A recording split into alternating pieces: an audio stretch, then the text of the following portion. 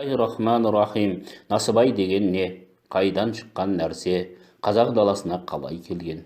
Бұл өз алдына ұзақ әңгіме.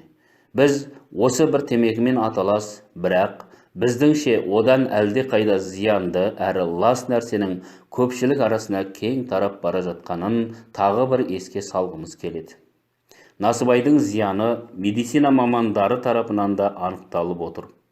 Насыбай ататындар рак, ішек құрттары, белсіздік аурулары менен басқаларға қарағанда жиі ауыратындығын айтып, насыбайды тұтынған адамдар өздерінің шектеулі уақыттағы сезімдерін былай сипаттайды.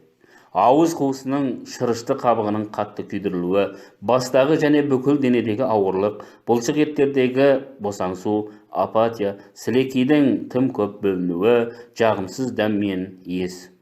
Насыбайды ұзақ қолдану мынадай ауруларға әкеледі. Тілдің, еріннің, жақ қуысының ісігі, тістің бұзылуы, психикалық ауытқулар, ішкі ағзалардың аурулары, бедеулік. Насыбай құрамындағы ауыр металдар бауыр мен бүйрекке зиянын тигізеді. Ал қазақ халқының арасында егер насыбай дәретханаға түссе, сол дәретханаға дәретке отырмайтын едім, және насыбай түскен жерді кекпен менен 3 рет ойып алып тастап отыр деген сөздерден насыбайдың қандай зиян екенін байқауға болады. Ал шариғаттағы үкімі, Құран аяттары менен пайғамбарымыз саллаллаху алейхи вассаламның хадистерін назарға ала отырып, бекітілген мынадай фиқи қағидалар бар. Біріншісі, әр зиянды нәрсенің үкімі харамға байланған. Екіншісі, жаман менен жақсысы қатар тұрғанда, әуелі жаманнан құтылудың қамын ойлау. Осыларға қарай отырып айтарымыз, мұсылман кісі насыбайға әуестенуден бойын аулақ ұстауы шарт. Өйткені Алла өзінің қасиетті аятында былай деп бұйырады.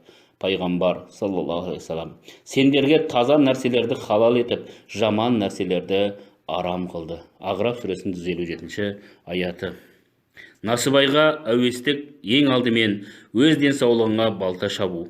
Ракпен ауылдас боламын демесеңіз, насыбайдан аулақ жүргеніңіз жөн.